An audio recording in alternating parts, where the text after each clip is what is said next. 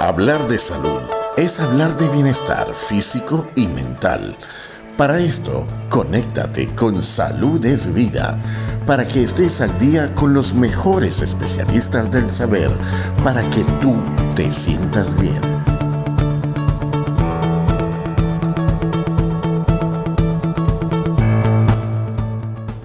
Estamos en presencia con la doctora Omaira Molina desde Venezuela, quien es neuróloga, neurofisióloga clínica en electromiografía y enfermedades neuromusculares, doctora en ciencias médicas con maestría en neuroinmunología, miembro de la Sociedad Venezolana de Neurología, Vectrins, y delegado internacional por Venezuela en Lactrins. Son dos sociedades bastante importantes a nivel mundial y que de eso lo vamos a aplicar al final. Doctora, muchísimas gracias por aceptar esta invitación.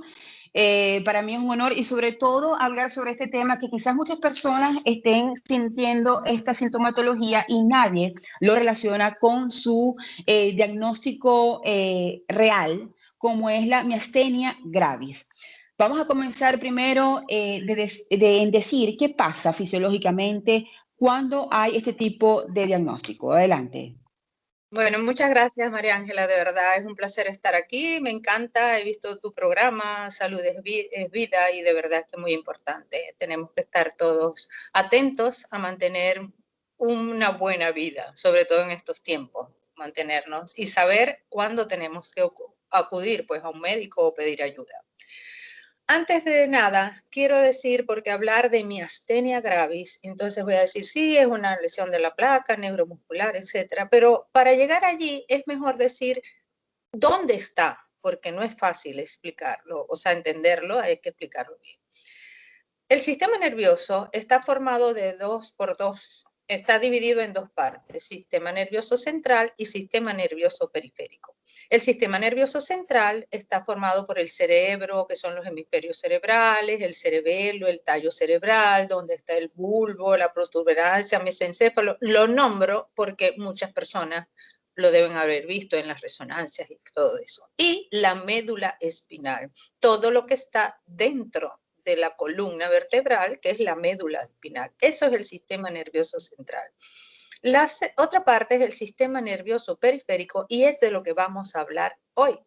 El sistema nervioso periférico está formado por el asta anterior de la médula. La médula es una estructura que está formada por las astas anteriores, posteriores, tiene una serie de componentes, y el sistema nervioso periférico, que constituye la unidad motora, es el asta anterior, las neuronas que están en el asta, las células pues, que están en el asta anterior de la médula espinal, el nervio periférico y la placa neuromuscular.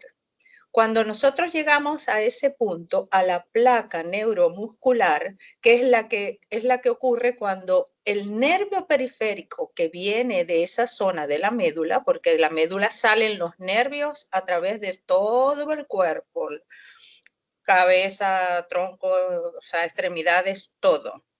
Ese nervio llega al músculo. Para que se pueda accionar un músculo, tiene que haber una serie de sustancias receptores y sustancias que lo activen, porque de resto no lo va a poder hacer. Y para esto es donde vamos a hablar hoy. Cuando el nervio entra allí, hay como si fuera una bolsita que suelta una cantidad de sustancias, que son los neurotransmisores. Ese neurotransmisor va a llegar a otro sitio donde se conecta y va a producir el movimiento. El neurotransmisor es la acetilcolina. Entonces, la acetilcolina es lo que le va a dar el movimiento al individuo. Y cuando hay lo que ocurre normalmente con un mecanismo muy complejo que no quiero hablarlo, no pienso que debamos tocarlo hoy, quizás en otra oportunidad, no lo sé, pero lo que va a hacer es que va a producir el movimiento y va a hacer que ese movimiento se mantenga continuo con disparos de estas sustancias de acetilcolina, que hace que sea activo. Entonces, ¿por qué? Porque los receptores lo van captando y van haciendo su trabajo como debe ser. Y el individuo se mueve normalmente. Cuando ocurre la miastenia, que la miastenia es una enfermedad autoinmune, o sea, es una enfermedad inmunológica que se produce porque hay un bloqueo de estas sustancias, son bloqueos postsinápticos, o sea, las sustancias se sueltan y ahí bloquea. ¿Qué es lo que hace? Que hay un anticuerpo, que son los antirreceptores de acetilcolina, que bloquean y no permiten que la acetilcolina llegue a su receptor. Y eso impide la actividad motora. Esto es una entidad eminentemente motora, de actividad motora. Cuando esto, bueno, dependiendo de la gravedad del caso, va a ser localizada o generalizada, dependiendo de cómo ocurra. Clínicamente, ¿cómo la ve? Primero que nada, esto es una enfermedad de jóvenes, con mayor incidencia en mujeres. Mujeres son las que tienen el mayor cantidad de riesgo de tenerlo. Y se va a caracterizar porque puede haber una debilidad de los músculos oculares, que es la miastenia ocular, donde va a haber el individuo se queja de que ve doble, que de pronto está bien y durante el transcurso del día empieza a ver doble, que está en la computadora y empieza a ver doble, o en el televisor, y a veces nota que se cae un párpado que se llama ptosis palpebral, que es PTO, ptosis palpebral, cae el párpado, y eso es un signo que puede ser de muchas cosas, pero en estos casos, ptosis palpebral y visión doble es una de las manifestaciones. Pero esto es casi siempre asimétrico, no es usual que se presenten las dos a la vez, a menos que sea algo más generalizado. Otra forma de verlo, de presentarlo también es que el individuo puede tener, o sea, está muy bien en la mañana y empieza a tener su actividad y nota que no tiene fuerza. Y las señoras dicen, no me puedo secar bien el pelo, noto que la mano que no me da, empiezo bien y de pronto se me cae el cepillo, voy a cepillar los dientes y llega un momento, o sea, las cosas que pueden ser sencillas y que el individuo pues nota que no las puede hacer. ¿Por qué? Porque eso se llama, como dijimos, que son pulsos que emiten y no hay quien los reciba porque los bloquean, hay una barrera que los bloquea, produce una cosa que se llama fatigabilidad. El músculo se fatiga y pierde su tono y su fuerza y no puede seguir andando, o sea, queda tal cual, pierde y no puede, el individuo tiene que sentarse, dejar de hacer esa actividad y esperar a que todo esto pase y vuelva otra vez a su actividad y vuelva a retomarlo. Esto también ocurre en los miembros inferiores, a veces caminando, que caminan mucho y se dan cuenta, empiezan a ver que no pueden, que tienen que pararse porque hay fatigabilidad para esto. Puede haber en la deglución también, porque son todos los músculos del organismo. No hay ningún músculo que se salve, porque hasta los músculos estriados, el músculo que se encarga del movimiento, porque los músculos oculares igual lo pueden hacer, de los que están dentro del ojo. Y puede haber dificultad, ya digo, para deglutir, que se llama disfagia, para hablar, puede comenzar a hablar, no puede, y para masticar. Ellos notan que esto de aquí, o sea, al masticar, se accionan los maceterinos. No importa que esté muy gráfica, porque es para que podamos entenderlo. Sí, se accionan claro. Los maceterinos, pero, o sea, si estás masticando mucho, llega un momento que no hay la suficiente acetilcolina y plum, la boca cae. O sea, cae porque no puede mantener el tono del músculo. O sea, estas son las situaciones donde se puede ver. Esto, hay varias complicaciones mucho mayores, como insuficiencia respiratoria. ¿Por qué? Porque los músculos intercostales tampoco son los que nos mantienen la respiración cuando respiramos y el diafragma. Cuando esto ocurre, exactamente pasa lo mismo. Se cansa y puede llegar a una insuficiencia respiratoria que necesita el ingreso urgente a una unidad de cuidados intensivos y en ocasiones hay que intubarlo cuando no salen, cuando se hace el tratamiento agudo del momento. Ok, doctora. Aquí se trata primero de informar y formar. Pero si ya estamos hablando de que la incidencia está en las mujeres, de que se presenta en edades jóvenes, ¿cómo podemos entonces aplicar la salud preventiva? cómo esa mujer que la está escuchando puede estar pendiente, qué tipo de exámenes se debe hacer para ver si hay o no este tipo de desorden inmunológico que pudiera conllevar a esta miastenia. ¿Cuál sería entonces el diagnóstico y cuál es el gold estándar para diagnosticar este tipo de enfermedad que es autoinmune, doctora? Por supuesto, lo que debe ir es al neurólogo. El médico de elección es el neurólogo. Dependiendo del sitio donde esté, existen los médicos familiares que deben estar documentados para este tipo de entidad. Y si no, asisten mucho al oftalmólogo, que también, porque sí, claro, si se produce una El tos primer síntoma. si hay visión doble y ven que un ojito no llega hasta el final, sino que se queda en la mitad, entonces piensan que hay que ir al oftalmólogo. Por lo regular, los oftalmólogos saben manejar esto y saben mucho de miastenia también, porque es algo que ven muy frecuente, pueden ver muy frecuente. Bueno, de hecho, ellos ven muy frecuente una tosis, una diplopia, porque ese es su campo, ¿ok? Sin embargo, ellos luego de hacer esto, lo envían al neurólogo, porque saben que Al esto es neurólogo. una enfermedad de neurólogo. ¿Ok? Entonces lo que hay que hacer es una mujer joven, pueden ser, no siempre son jóvenes, hay incluso pacientes de edades muy avanzadas, después de 60 años o algo así, que pueden tenerlo. Pero yo creo que eso lo podemos hablar un poquito más adelante. Entonces hay que ir al médico, al neurólogo, buscar orientación de lo que ocurre, porque eso no es normal. Alguien que esté pasando eso, pues no está normal, de que no siente que su actividad de su vida diaria no es lo que ha sido siempre. ¿Okay? Claro, esa sería la primera alarma, ¿no?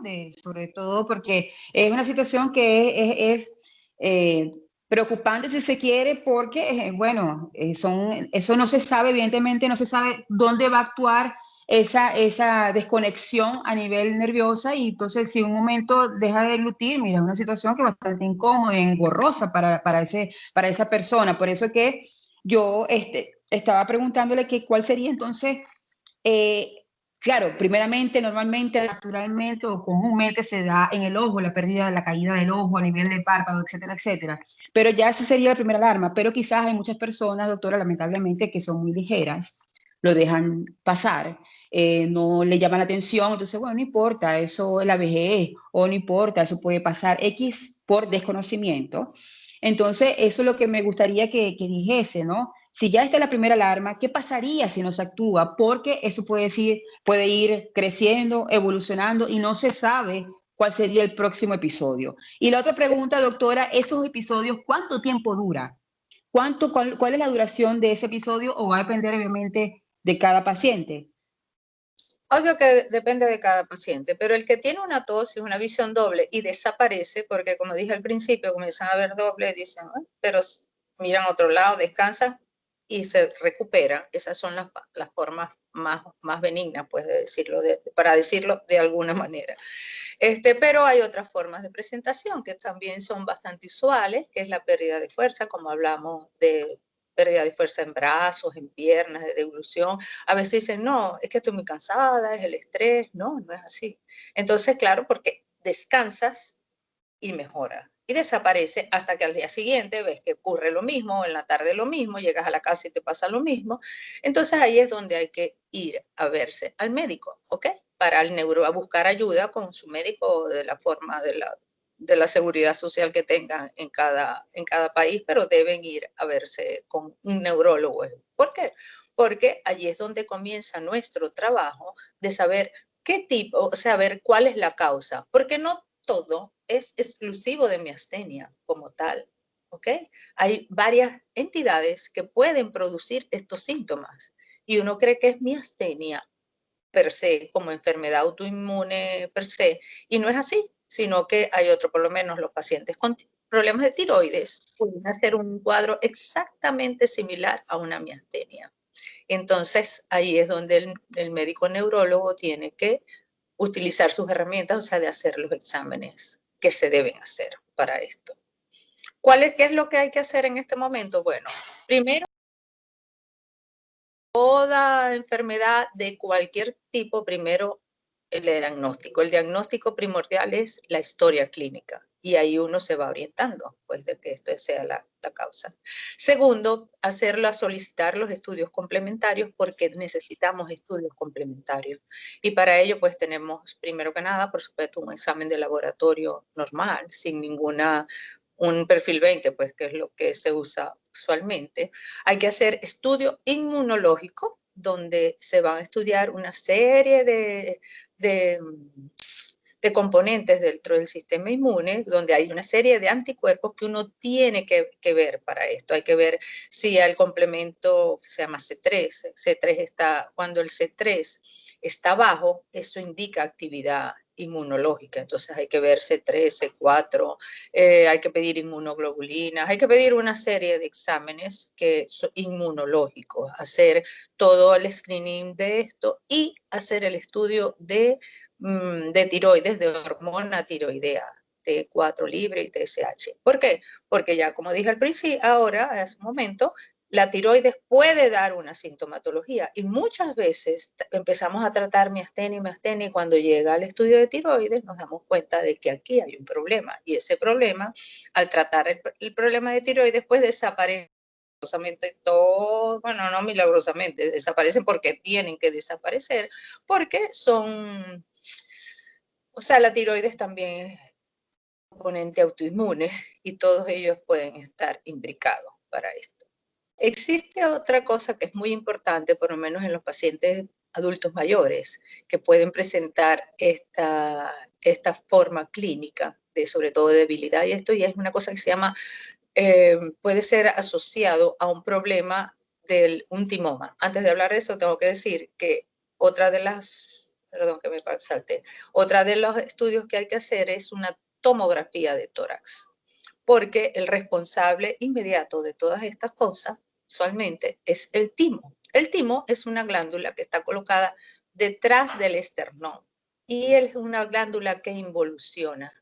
Pero esta involución a veces no ocurre y entonces ocurre una cosa que se llama hiperplasia tímica, que es lo que se ve en la mayoría de los pacientes jóvenes y esto. Y hay otra forma de presentación que es el timoma, que es un tumor que usualmente es benigno y que pues si se quita pues no pasa nada. Y esto se ve más en pacientes adultos mayores más que en jóvenes, ¿ok?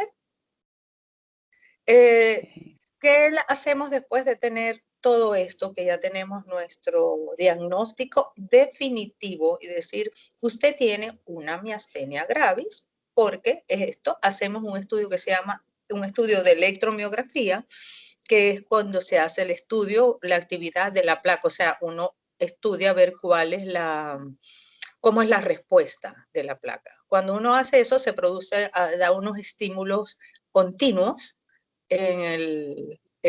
como eléctrico, pues uno utiliza un procedimiento, da electricidad y va viendo luego del ejercicio, al minuto, a los 2 minutos, etcétera, que el potencial de acción, o sea, lo que produce el movimiento, empieza a decaer, decaer, decaer, decaer, y eso hace el diagnóstico de miastenia. Es muy interesante porque se hace un diagnóstico definitivo de miastenia por un estudio neurofisiológico. Y el gold estándar y el examen definitivo para hacer el diagnóstico de miastenia, luego de ayudarse con el clínica, todo lo que hemos hablado de laboratorio, tomografías, etcétera, y el estudio neurofisiológico de electromiografía, es la detención de los anticuerpos antirreceptores de acetilcolina, procedimientos específicos para esto. No solamente la acetilcolina interviene en este intercambio de sustancias y receptores, existen unos receptores anti-MUS que los nombro porque muchas veces los receptores de acetilcolina son negativos y debemos ir a buscar una cosa que se llama MUS, anti-MUS. El anti-MUS es otro tipo de anticuerpo que bloquea también otro que bloquea la unión neuromuscular, bloquea la acetilcolina y va a producir una sintomatología prácticamente similar. Entonces, eso es el diagnóstico definitivo para decir, este es debido a acetilcolina, receptores de acetilcolina o antimus, ¿okay? Entre otros, pero estos son los dos principales. Ahora, Doctora, cuando hablábamos con su colega, eh, la doctora Ivy Soto, por ejemplo, hablamos de esclerosis y ya la palabra esclerosis, ya las personas tenían ya ese prejuicio, esa predisposición, ese pánico por el solo hecho de escuchar la palabra esclerosis. Le pregunto, cuando ya le dan un diagnóstico a la persona, el decir de miastenia gravis, ¿cuál es el pronóstico? ¿Cuál es el pronóstico para ese paciente? ¿Cuál es el pronóstico para su calidad de vida? ¿Cuál es el pronóstico para ese tratamiento? Si es muy invasivo, los efectos del tratamiento, porque eso es lo que la primera persona naturalmente es la expectativa que tiene, sobre todo por esa vida que le queda a raíz del diagnóstico. Todo comienza por la mente, ya la mente, el miedo influye más en ese sistema inmune y yo quiero que usted entonces le dé ese mensaje a estas personas que quizás tengan inclusive miedo al dirigirse a un neurólogo por ese diagnóstico y el qué pasará después de. Entonces, adelante, yo quiero que nos diga cuál sería entonces ese pronóstico para ese paciente y que, bueno, todos los días ustedes están investigando y obviamente creo que ya el mundo evoluciona, la medicina evoluciona y las mejoras solucionan y evolucionan, doctora. así es. O sea, es una enfermedad inmunológica y como todas las enfermedades inmunológicas produce pánico. Pues no es tan pánico. Pánico da otras cosas. ¿Por qué? Porque sencillamente la miastenia tiene tratamiento. Tratamiento que puede ser un tratamiento que a lo mejor no es total y definitivo curativo en algunos pacientes, pero en otros sí. Y que pueden hacer su vida normal, pueden salir embarazadas las señoras, pueden estudiar, pueden hacer lo que quieran en la vida igual y pueden mantenerse. ¿Por qué? Porque, bueno, hay ciertas técnicas, uno, por el regular, cuando se hace el diagnóstico, el tratamiento que aún tenemos es el tratamiento de cirugía, porque hay que extirpar la hiperplasia del timo, una cirugía que es bastante sencilla, que la hacen en todas partes, sencilla en el sentido de como toda cirugía, pues, pero cada vez tienen mejores procedimientos que se consisten en eliminar el timo. Eso hacen una incisión por debajo de la tórax, por debajo de las mamas, levantan el timo y sacan lo que queda allí de timo y deben limpiar todo alrededor para que no queden ninguna de las pequeñas residuos que podían quedar de timo. ¿Ok? En ocasión, esto es cuando tenemos anticuerpos antirreceptores de acetilcolina positivos. Cuando se hace con antimus, allí no está el problema. El timo produce una sustancia, células B, células T, todas estas cosas, que es lo que hay que eliminar. Con el antimus es otra cosa. Pero bueno, lo importante es que hay que hacerlo y hay que dar tratamiento. ¿Cuál es el tratamiento? Utilizamos unos tratamientos que liberan esos bloqueos que le hacen a la acetilcolina y se llama mestinón, es básicamente lo que utilizamos. Son medicamentos específicos y entonces eso es como la espinaca de Popeye. Se los da y solucionado el problema. El tipo comienza a ver bien, a caminar, a hacer todo, pero esto tiene un efecto de 4 horas. Entonces los individuos pues necesitamos reforzarlo con otras cosas porque hay que atacar el sistema inmune que está deficitario, que tiene un problema. Para eso, bueno, se usan esteroides, se usan inmunosupresores y se usan anticuerpos monoclonales, que son los últimos medicamentos que se están utilizando y que dan muy buena respuesta y que eso no es todo el tiempo, sino que tienen sus esquemas de tratamiento. Cuando el problema es muy severo, hay una cosa que se llama las plasmaféresis. ¿Por qué? Porque con eso se barren todos esos anticuerpos que tiene y mejora la situación. Y otro de los tratamientos son las inmunoglobulinas, que también producen un efecto excelente sobre ese sistema inmune alterado. Lo que sí es importante, por lo que comencé a hablar de todo esto, era que el individuo tiene que aceptarlo, mantenerse en un estado de que esto tiene tratamiento, que su vida va a ser normal, mantener en su cabeza de que todo, o sea, de que, como me dice, o sea, hay que la entidad mente-cuerpo es primordial. ¿Por qué? Porque la actividad inmunológica se dispara mucho, se produce mucha inhibición cuando hay mucho estrés. El estrés y la ansiedad produce una serie de cambios y favorece a la producción de todos estos tipos de, y los exacerba. Entonces hay que ayudarse mucho con mantenerse, o sea, el apoyo que muchas veces se tiene que dar.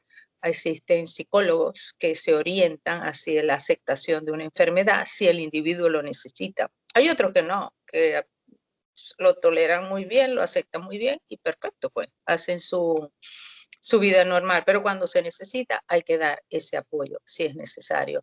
Hay que hacer ciertas actividades que favorezca o que pueda tolerarla. ¿Por qué? Porque de eso no he hablado, pero si dije que produce un cansancio y una fatigabilidad y que puede estar muy bien y comienza a disminuir, no lo puedo enviar a que haga actividad física, caminar mucho, que haga yoga, que haga todas estas cosas. Entonces tiene que utilizar mecanismos que luego que ya esté controlada, que pueda producir bienestar al individuo también.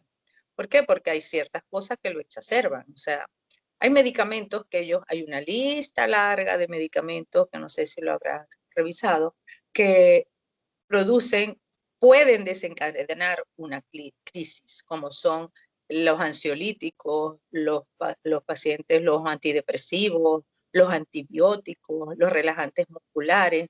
Entonces tiene que haber una relación muy estrecha con su neurólogo para saber cuáles son y poder decirlo, yo tengo miastenia gravis y esto no lo puedo tomar.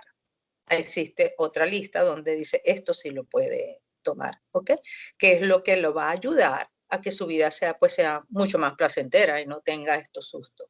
Otras cosas que lo pueden exacerbar son las infecciones, porque también actúan en el mecanismo inmunológico. Entonces, también deben controlarse, sobre todo que son pacientes inmunosuprimidos per se, como enfermedad autoinmune.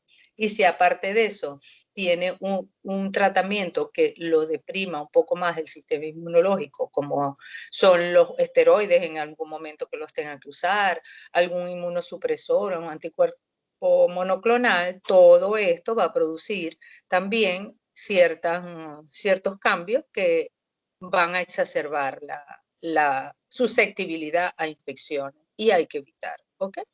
Y para eso, bueno, como cualquier hipertenso que sabe que tiene que tomar su medicación y que tiene que hacer ciertos ajustes en su dieta, en su actividad física, en todo lo demás. Yo tengo pacientes que han salido excelentes de lo que es timectomía, todo lo demás, incluso han quedado sin ningún tipo de medicación.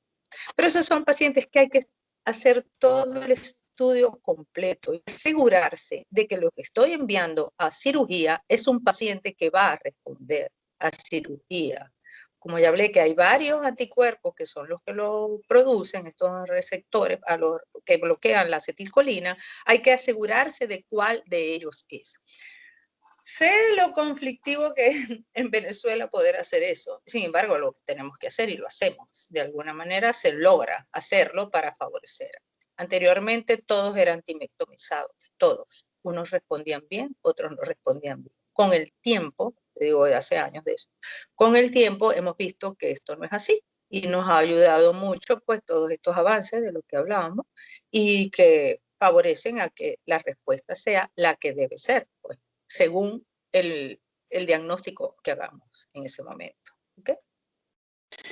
Ahora, doctora, sabemos que los tratamientos deberían ser personalizados, en el sentido de que ya no hay un 2 más 2, son 4, lo han evidenciado ahorita con el COVID, más aún, ¿ok? No todo el mundo responde de la misma forma. Me imagino que ya han llegado a la conclusión de que otra vez el tratamiento es personalizado. ¿Cuál es mi pregunta? El hecho de un diagnóstico, vamos a hablar en términos generales, donde esa persona ya quede por vida con X tratamiento. A medida que la persona va avanzando en edad y en estilos de vida, porque hay cosas que no podemos controlar ni usted ni yo. Hay percepciones de las personas que usted le puede asesorar, el psicólogo puede trabajar, pero si la persona no está dispuesta, no se puede hacer nada. Entonces, a medida que se evoluciona, donde hay efectos, donde hay exógenos ambientales, bien sea a nivel, de la sociedad, de la vida como tal, y se puede, está más proclive a exacerbarse esta enfermedad, ¿no?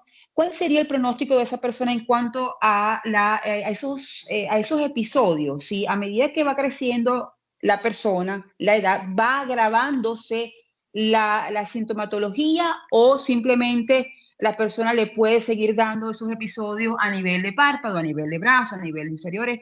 Y mi temor es lo que yo estoy, o sea, lo que quiero preguntar es que cuando si llega, Dios no lo quiera, esa persona a nivel de pulmón, cuando ya tenga que ser ingresado forzosamente, porque ya el músculo, ya el tórax está haciendo eso, esas alarmas, es lo preocupante y lo alarmante. Eso es lo que yo quiero para que las personas tomen conciencia de lo que usted dice. Primero, la aceptación de esta situación y buscar el mejor camino. Sabemos que el tratamiento es personalizado, todo va a depender, usted no puede decir tratamiento estándar o la respuesta va a ser para todo el mundo igual, porque no es así.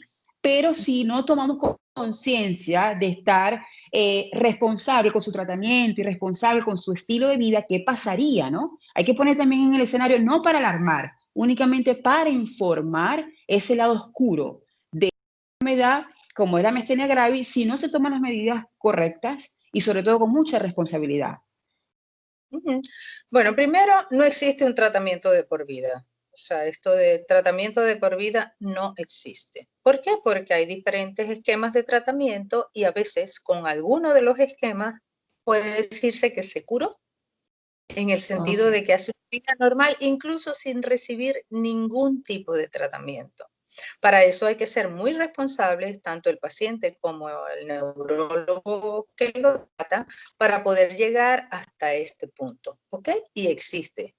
Hay otros pacientes que desafortunadamente, aunque le hagan todo el procedimiento, pues no ocurre y siguen teniendo recaídas y recaídas y pueden llegar a una insuficiencia cardíaca. Para ellos existen varios tipos de medicamentos que cada vez están trabajando más. Ahorita hay muchísimos, o sea, están ya algunos aprobados y otros en trámites de aprobación por la FDA, en estudios, pues, donde sobre todo son los anticuerpos monoclonales, son los que ayudan a que esto se mantenga en un estado de estabilidad y evite todos estos cambios en el individuo.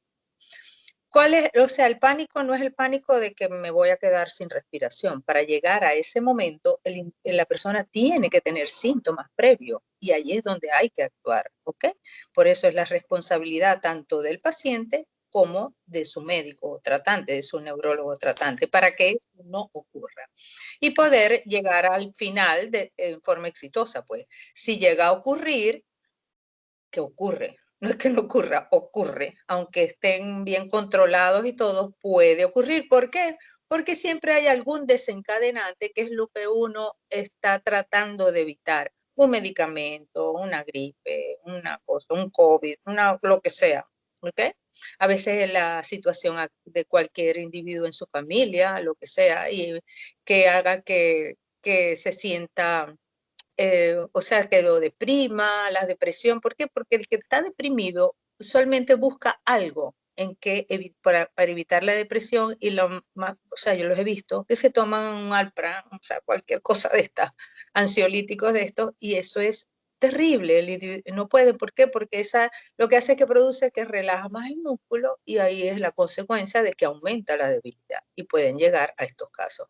Sin embargo, en las unidades, que así es como se llaman, las unidades, las clínicas de miastenia gravis, donde se ven a los pacientes específicamente con esta entidad, se mantienen bastante bien. Yo dirigía la del Hospital Universitario de Maracaibo, mientras estuve en el hospital, y de verdad que había un muy buen control de los pacientes con miastenia, donde se había logrado llevarlos porque el hospital hacía las cirugías de tórax y hacíamos los diagnósticos y se podía enviar a hacer el estudio de anticuerpos, etcétera. Incluso enviábamos a Caracas, que era a través de un laboratorio en Caracas que lo enviaba a Estados Unidos y se hacía la determinación de anti-MUD, de anticuerpos antirreceptores de acetilcolina, todo esto.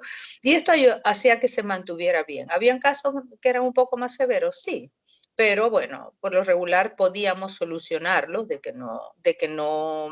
tratar de evitar que llegaran a esta fase aguda y algunos llegaban. Ahí había muchas mujeres jóvenes que hacían su vida normal, que tenían hijos, que los hijos sí que hay que, no es solamente es la pareja la que decide el momento que va a tener los hijos, sino que debe hacerlo con el médico. ¿Por qué? Porque tiene que estar en muy buena condición para aceptar esto, ¿ok? Y debe también decidirse qué va a hacer, si va a ser por cesárea o por parto normal. Yo a todos les recomendaba cesárea, yo no dejaba que ninguna fuera a parir porque es riesgoso. O sea, depende, aunque estén muy bien, el esfuerzo que significa un parto puede producir en un momento una pérdida de fuerza y no puede hacer una expulsión como debe ser del bebé, del feto. Entonces, para mí, todos deben ir a cesárea, aunque algunos, o sea, dicen que es mejor que vayan en parto, que se sepa el parto, pero es que ahorita nadie va a parto, todo el mundo va a parto por cesárea. Sí, ¿Okay? normalmente es necesario. Es Cesárea. así. Entonces, ajá. Ahora, doctora, la parte de la causa, ¿eso es algo fortuito? ¿Es algo genético? ¿Eso se hereda? ¿Cuál sería la causa por la que las personas, en este caso las mujeres, con más incidencia en las mujeres, pudieran sufrir de miastenia? Bueno, existen causas, vamos a ver, o sea, por lo regular hay un desencadenante que lo produce. Que si el medio ambiente, que si es un virus, que si es un proceso infeccioso, o sea, eso no lo puede, nadie lo puede decir hasta ahora, pero hay un desencadenante que un proceso infeccioso severo puede desencadenar que aparezca la miastenia. Desde el punto de vista de lo que es la parte genética, hereditaria, no hay un gen que diga este gen es de miastenia, pero existe, todos venimos con una carga genética y venimos con una carga que se llama, y es lo que vamos a ver, que se llama haplotipos, o sea, donde todo lo que tiene, si va a tener hipertensión, si va a tener un cáncer, si va a tener diabetes, que no sea genéticamente determinado, se va a tener esclerosis múltiple, neuromielitis, cualquiera. Eso viene en su carga genética.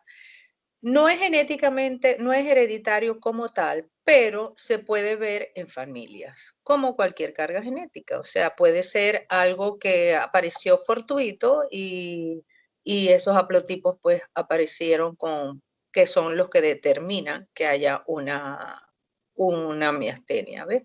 Pero no podemos decir que es genético. Ahora, lo que sí puede haber es en los niños que nacen, los niños de madres miasténicas pueden tener una miastenia en el momento de nacer y deben ser tratados y eso desaparece, y no son miasténicos, nunca Ok, más van a tener esta condición. perfecto. Pero necesitas tener un neonatólogo que los reciba y que sepa lo que tiene que hacer, o con un neurólogo pediatra o algo así, que sepa en el momento que nace un niño con miastenia. ¿Por qué?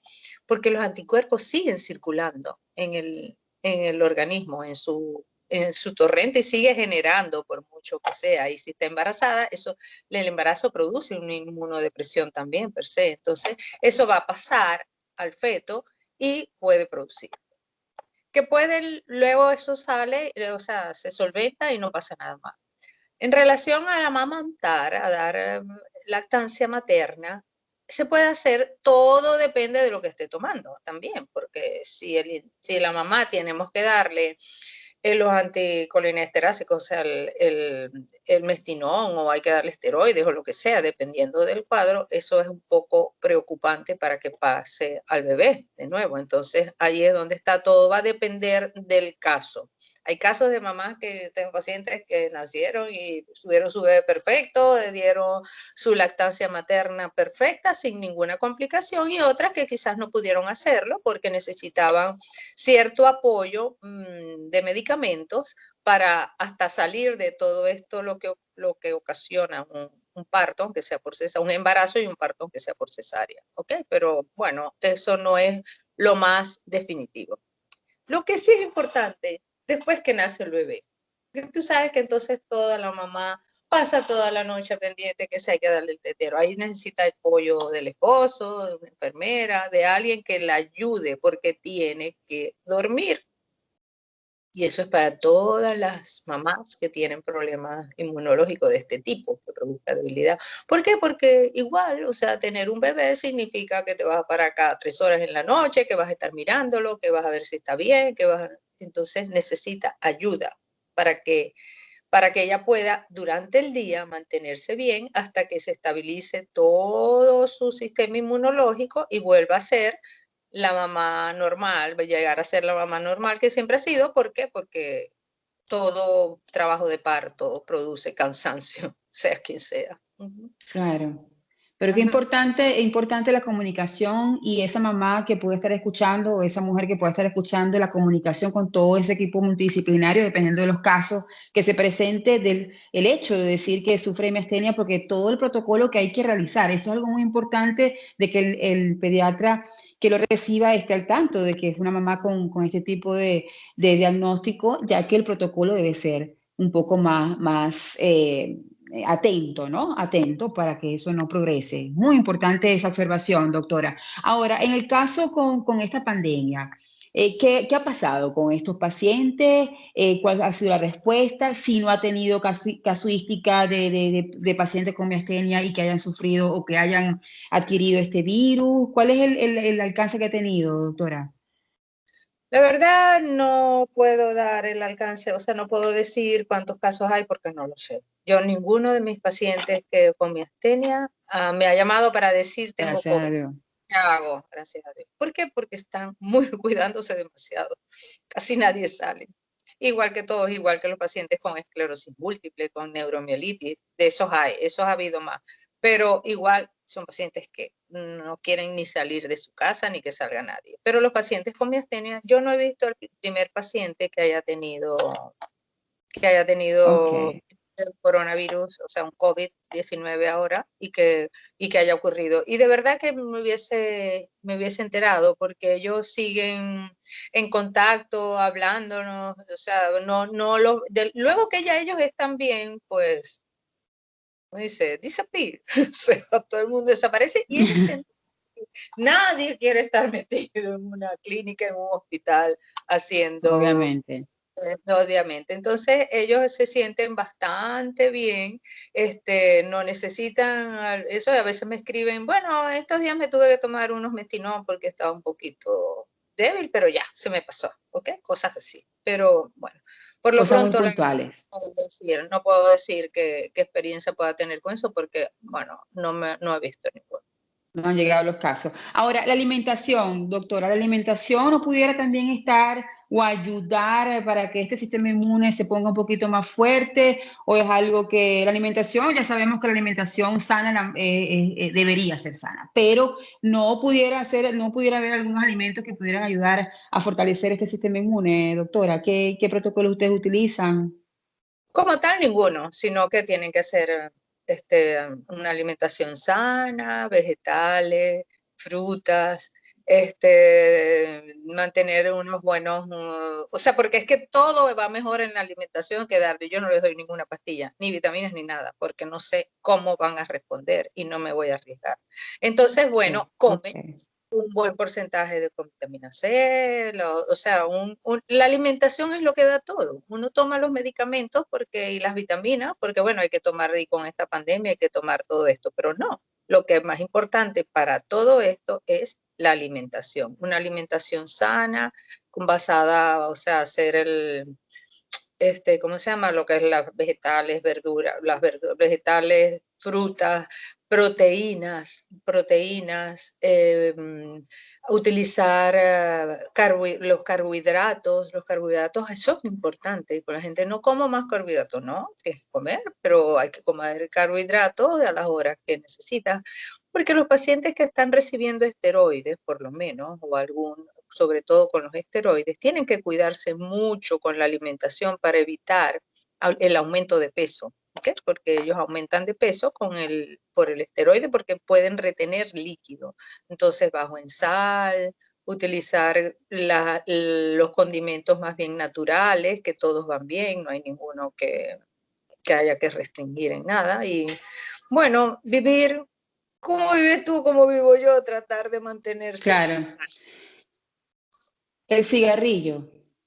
¿Dónde No, eso coloca el está fuera cigarrillo a de esta todo, persona? ni a esta ni a nadie. Ok, Porque si tienes un problema que puede hacer un toque respiratorio, imagínate, que también te vaya a hacer una bronquitis, un enfisema. Eso es, bueno, la verdad es que yo no recuerdo a nadie, que quizás alguno fumó, pero luego de que comienza esto, nadie fuma, porque hay que ver lo que es sentirse que te estás ahogando. Como los vicios son dos, la bebida y el cigarrillo, ya sabemos qué pasa con el cigarrillo. Con la bebida tampoco es que yo promueva que vea, pero hay una cosa que se llama, o sea, que es hacer una vida normal. A nadie le puedes quitar que tiene una reunión y se tome una copita de vino, de lo que sea, ¿ok? No, no lo quito, o sea, lo advierto. No, ¿por qué? Porque tienen que tener calidad de vida, que es lo que le da el motor para seguir y soportar esto, sin excesos, ¿eh? Porque tampoco es uno o dos máximos, claro. adiós, porque tiene que mantenerse bien. Okay. Es así, sí, tener su momento de placer porque sencillamente a nivel psicológico eso hace falta y porque es parte, una necesidad biológica si se quiere.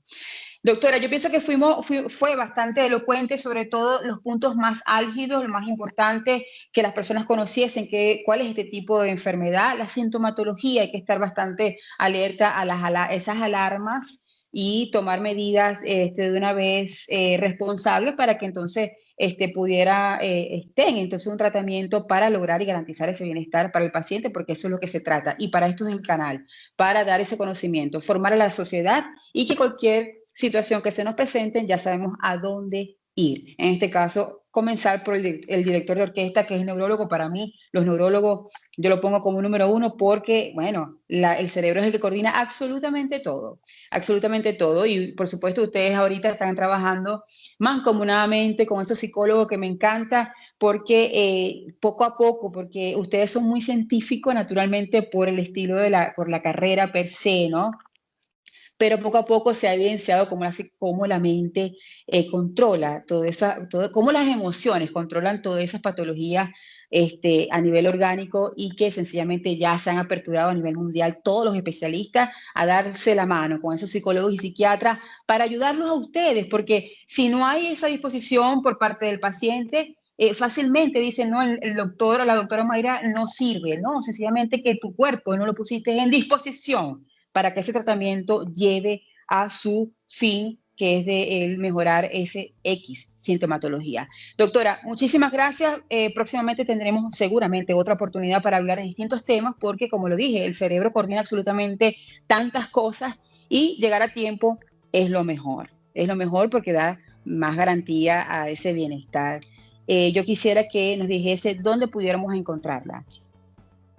Bueno, yo estoy en Policlínica Maracaibo, estoy trabajando allí, o sea, mi consulta es allí exclusivamente, y bueno, a la orden quien lo necesite.